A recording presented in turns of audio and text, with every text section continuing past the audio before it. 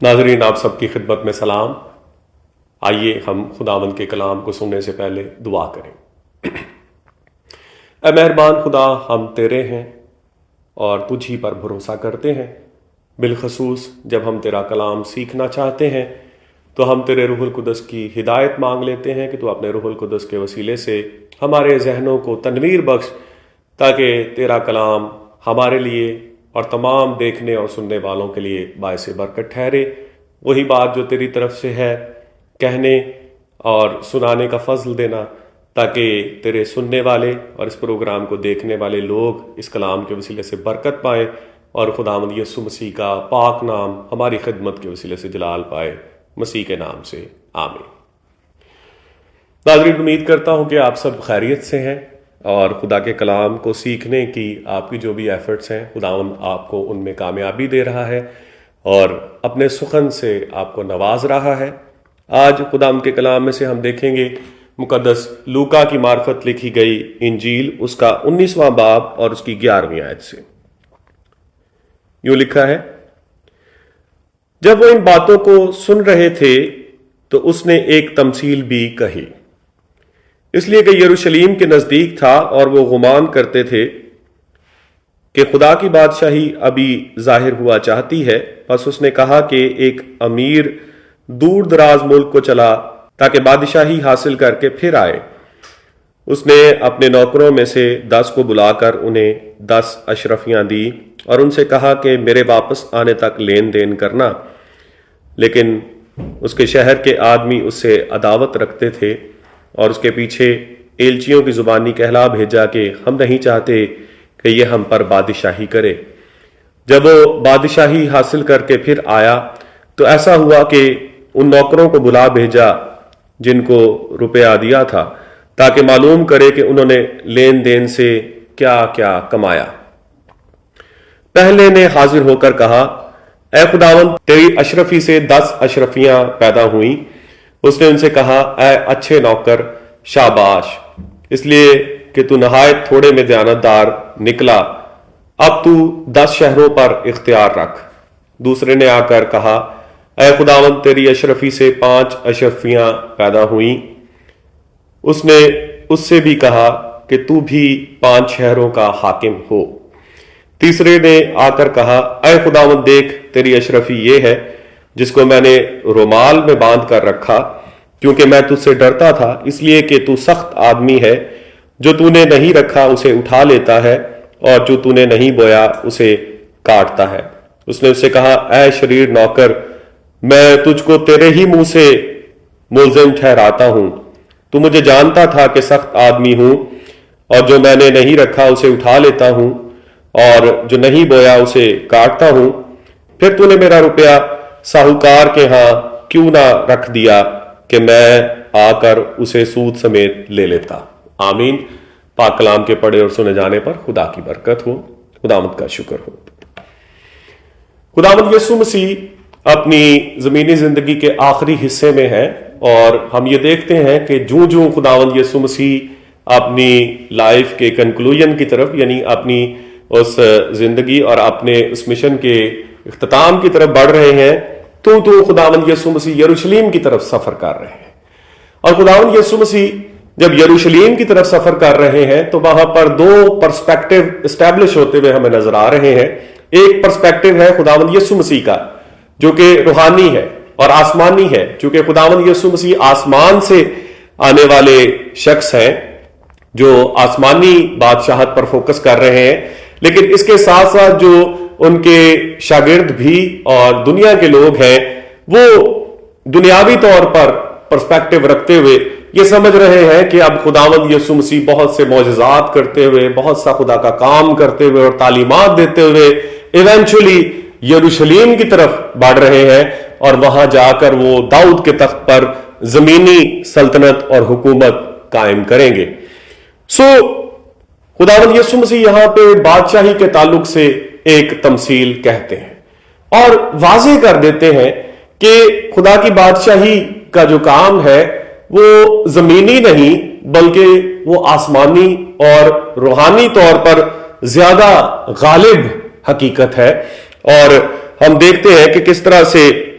خداوند آسمان کی بادشاہی کے تعلق سے یہ تمثیل کہتے ہیں۔ اس وقت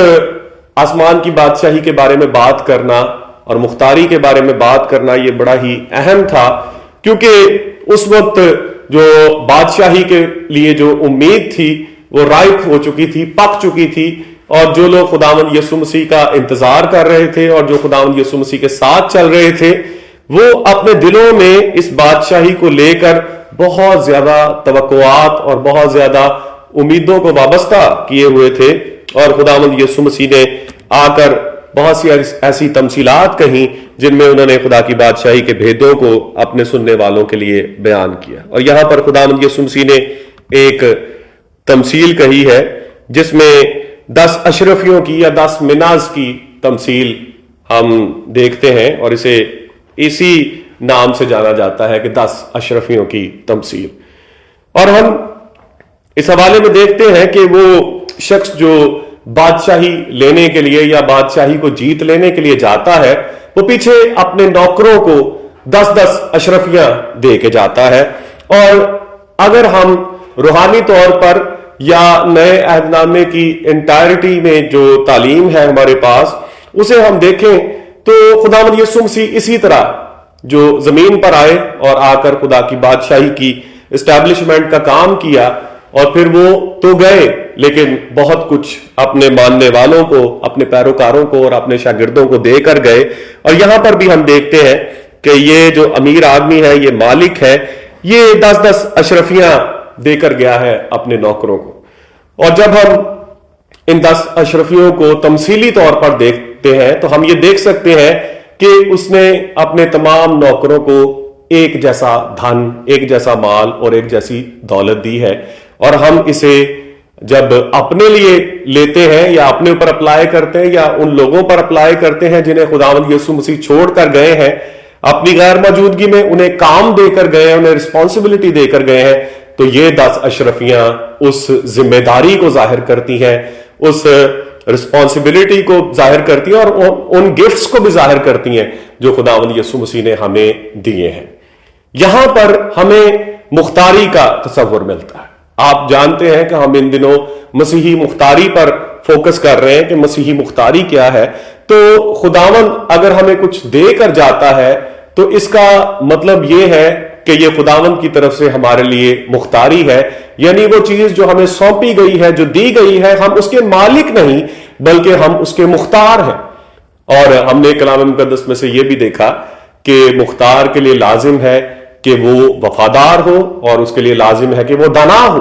کیونکہ اسے اپنی وفاداری دکھانی ہے مالک کے اس مال کے لیے جو وہ دے کر گیا ہے، کیونکہ اس کی کچھ امیدیں ہیں مالک کی، اور ان امیدوں پر پورا اترنا ہے اور وفاداری کا مظاہرہ کرنا ہے، اور اس کے ساتھ ساتھ دانائی کا بھی مظاہرہ کرنا ہے، تاکہ اس دان دولت اور اس ذمہ داری کو جو ہمیں دی گئی ہے بڑی دانائی کے ساتھ ہم اپنے مالک کو خوش کریں۔ وہ جو گیا ہے اسے واپس بھی آنا ہے، اور اس کے واپس آنے پر جواب دہی بھی ہوگی، اور ہم سے پوچھا جائے گا کہ ہم نے اس کی دی گئی ذمہ داریوں کو کس طرح سے نبھایا اور اس کی دی گئی نعمتوں کا استعمال کس طرح سے کیا۔ مختاری یہ ہے کہ ہمارے پاس ہمارا اپنا کچھ بھی نہیں، سب کچھ اس مالک کی دین ہے، ہم مختار ہیں تاکہ ان چیزوں کا استعمال کرتے ہوئے اس پاک نام کا جلال ظاہر کر سکیں۔ اور اگر ہم یہاں پہ ذمہ داری کو دیکھیں تو تمام نوکروں، تمام ملازموں کو ایک جیسی ذمہ داری دی گئی۔ جب ان کو 10 اشرفیاں سب کو 10 ہی دی گئی ہیں، کسی کو زیادہ کسی کو کم نہیں دی گئی، اس کا مطلب یہ ہے کہ سب پر ذمہ داری جو ہے وہ یکساں ہے۔ اگر ہم اسے بشارت کے پرسپیکٹو میں دیکھیں اور مشنز کے پرسپیکٹو میں دیکھیں تو ہمیں یہ دیکھنے کی ضرورت ہے کہ جتنے بھی خداوند یسوع مسیح کو ماننے والے لوگ ہیں، جتنے بھی مسیحی ہیں، ان سب پر مشنز کو یعنی بشارت کو اور خداوند یسوع مسیح کی انجیل کی منادی کو، خداوند یسوع مسیح کے نام کی تشہیر کرنے کے کام کی جو ذمہ داری ہے سب پہ یکساں سونپی گئی ہے۔ ہم بعض اوقات اس دنیا میں رہتے ہوئے لوگ یہ تصور کرتے ہیں کہ شاید پادری صاحب کی ذمہ داری زیادہ ہے، شاید مبشر کی ذمہ داری کچھ زیادہ ہے، یا ایلڈر کی ذمہ داری کچھ زیادہ ہے، اور اگر کوئی لے مین ہے تو اس کی ذمہ داری کم ہے۔ کچھ لوگ یہ سمجھتے ہیں چونکہ میں اتنا پڑھا لکھا نہیں تو میری ذمہ داری جو ہے وہ کم ہے. کچھ یہ سمجھتے ہیں کہ میری چونکہ عمر کم ہے اس لیے ذمہ داری کم ہے، یا میں ایک عورت ہوں، یا میرا معاشرے میں کوئی ایسا خاص بڑا سٹیٹس نہیں ہے تو میری ذمہ داری کم ہے. میرے پیارے عزیزو، جو کچھ ہمیں سونپا گیا ہے اس کے مطابق ہم سے جواب دہی ہوگی، لیکن ذمہ داری کسی کی بھی کم یا زیادہ نہیں. ہر شخص کی ذمہ داری یکساں ہے، اور ذمہ داری یہ ہے کہ جو کچھ میں ہوں، جو کچھ میرے پاس ہے، مجھے اس کے مطابق ہی جواب دینا ہے. اشرفیاں سب کو دی گئی، اس کا مطلب سب کو یکساں ذمہ داری دی گئی ہے، اور ہمارے پاس کوئی بھی ایکسکیوز نہیں. ہم سب اپنے اندر ایک ایسی روح رکھتے ہیں جو ایک مکمل طور پر ایک انسانی روح ہے، اور اگر دنیاوی طور پر بہت ساری چیزیں ہمارے پاس یکساں نہیں، کم زیادہ ہو سکتی ہیں، ایٹ لیسٹ ہمارے اندر جو ایک اسپرٹ ہے، ایک روح ہے، وہ سب کے اندر ایک جیسی ہے، اور اس کی قوت بھی ایک جیسی ہو سکتی ہے، اس کی طاقت بھی ایک جیسی، اس کی حیثیت بھی ایک جیسی ہے. دنیا میں کسی کا رنگ سفید، کسی کا رنگ ڈارک ہو سکتا ہے، کوئی لمبا ہو سکتا ہے، کوئی چوڑا ہو سکتا ہے، لیکن ہمارے اندر جو اسپرٹ ہے، اور وہ اسپرٹ جس کے بارے میں ہم کہتے ہیں کہ وہ اسپرٹ جو خدا کے روح سے پیدا ہوئی ہے، وہ سب کے اندر ایک جیسی ہی ہے. اس کا نہ تو کوئی کلر ڈیفرنٹ ہے، نہ اس کی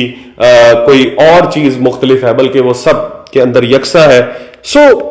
اگر ہم اپنی اپنی زندگیوں پہ غور کریں تو ہم سب کسی نہ کسی طرح سے بلیسڈ ہیں، اور وہ جو بلیسڈنس ہے وہ گفٹس ہے خداوند کی طرف سے. اور ہم یہ بھی خیال نہ کریں کہ شاید کسی کو زیادہ گفٹس ملے ہیں اور کسی کو کم گفٹس ملے ہیں. خداوند نے ہم سب کو گفٹس دیے ہیں. خداوند نے ہم سب کو اس کے نام کے جلال کے لیے اس کی عزت کو بڑھانے اور اس کی عزت کو کمانے کے لیے بہت کچھ عنایت کیا ہے، اور ہمیں کسی بھی طرح سے احساس کمتری کا شکار نہیں ہونا، بلکہ ہمیں اپنے گفٹس کو پہچاننے کی ضرورت ہے. ناظرین، میں آپ سے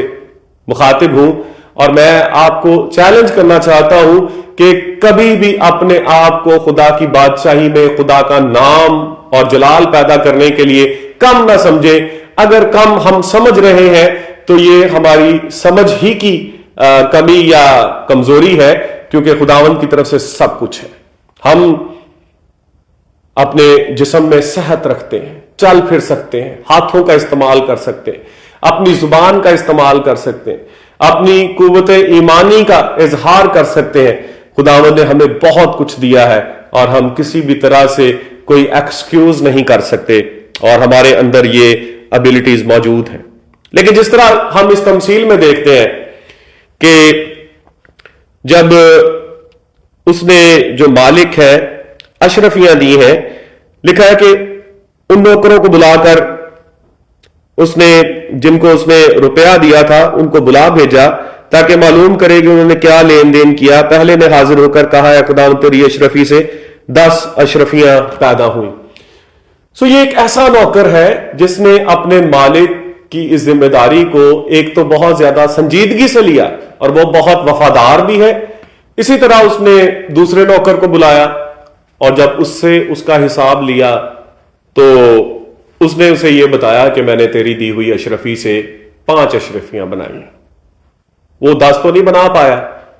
اس نے ایک اشرفی کے ذریعے سے 5 اشرفیاں بنائی، لیکن خداوند نے اسے اس بات کے لیے مورد الزام نہیں ٹھہرایا، بلکہ اسے بھی شاباش ہی دی ہے. لیکن اجر میں یقینی طور پر وہ اجر نہیں ہے جو ایک اشرفی سے 10 اشرفیاں بنانے والے کا. اگر ایک اشرفی سے کسی نے زیادہ کام کیا ہے، زیادہ دنائی دکھائی ہے، زیادہ وفاداری دکھائی ہے، تو ایک اشرفی سے اسے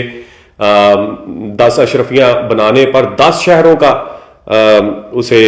وارث بنایا گیا ہے. اور اسی طرح جو دوسرا ہے جس نے ایک اشرفی سے 5 اشرفیاں بنائی ہیں، تو جیسا اس کا کام ہے ویسا ہی اس کا انعام اور ویسا ہی اس کا اجر بھی ہے، اور اسے 5 شہروں پر حاکم بنا دیا گیا. اب تیسرا شخص جو ہے وہ ایک ایسا شخص ہے، میں سمجھتا ہوں کہ جو اپنے مالک کے منصوبے کو نہیں سمجھتا، اور جس کا دل اس کے مالک کے دل کے موافق نہیں ہے، اور وہ سمجھ ہی نہیں پایا کہ اس کا مالک اس سے کیا چاہتا ہے. اس نے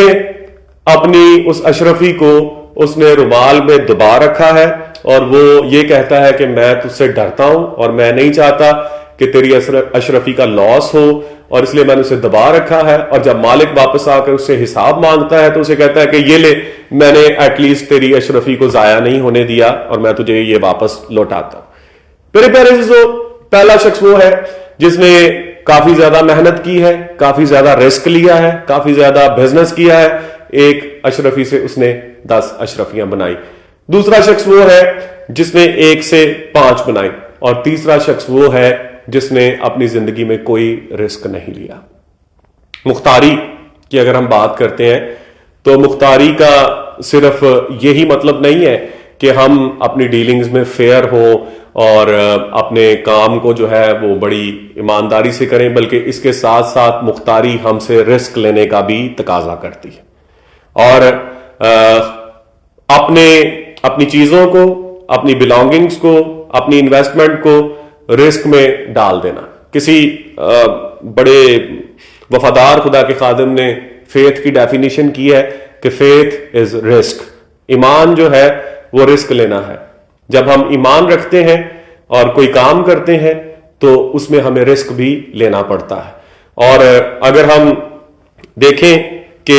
وہ بزنس جس میں رسک نہیں ہوتا اس میں یا تو منافع نہیں ہوتا یا منافع بہت کم ہوتا ہے، لیکن وہ بزنس جس میں رسک ہوتا ہے، رسک لیول ہائی ہوتا ہے، اس میں منافع بھی بہت زیادہ ہوتا ہے۔ پاکستان میں بسنے والے عزیزوں کے لیے یہ پیغام ہے کہ پاکستان میں رہتے ہوئے جس طرح سے ہم زندگی بسر کرتے ہیں اور جو کچھ ہمارے حالات و واقعات ہیں، جو ہمارا کانٹیکسٹ ہے، اس میں ہم یہ دیکھتے ہیں کہ ابلیس نے ایک بہت برے طریقے سے مسیحیوں کو پاکستان میں جکڑا ہوا ہے، اور وہ ان کی جکڑ میں ہے تاکہ کسی بھی طرح سے وہ رسک نہ لیں اور اپنی دلیری کا اظہار نہ کریں اور اپنی جرت کا اظہار نہ کریں، حق اور سچ بات بیان کرنے کے تعلق سے بھی، جو انجیل کی بشارت اور منادی کی بات ہے۔ مشنز کے پرسپیکٹو میں ہم اس کو دیکھ سکتے ہیں، لیکن اگر ہم ایسا کرتے ہیں تو پھر ہمارے لیے مشکلات ہیں، پھر اجر نہیں ہے۔ جس طرح اس شخص کے لیے بھی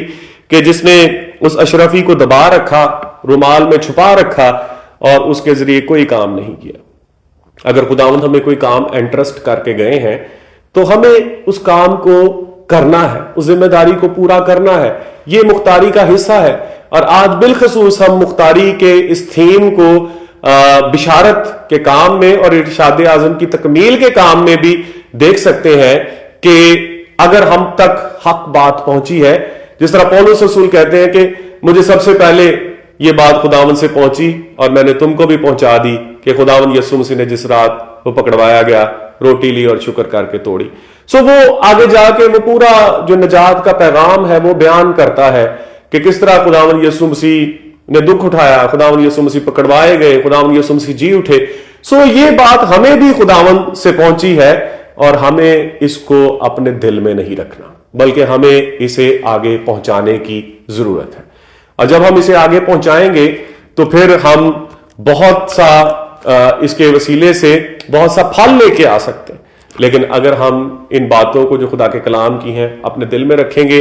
ڈرتے رہیں گے، خوف زدہ رہیں گے، شک کا شکار رہیں گے، فیئر ہمیں گورن کرے گا، تو پھر ہم کبھی بھی خداوند کے لیے پھل پیدا نہیں کر سکتے۔ یاد رکھیں کہ جس طرح یہ مالک واپس آیا اور اس نے آ کر حساب لیا، خداوند یسوع مسیح بھی جلد واپس آنے والے ہیں اور آ کر ہم سے حساب لیں گے۔ ہم سے وہ سوال کریں گے کہ تمہیں خوشخبری پہنچی تھی اور تم نے اس خوشخبری کو آگے کس قدر پہنچایا۔ اگر تو ہم ڈرتے رہے اور خوشخبری کو آگے نہیں پھیلایا تو یہ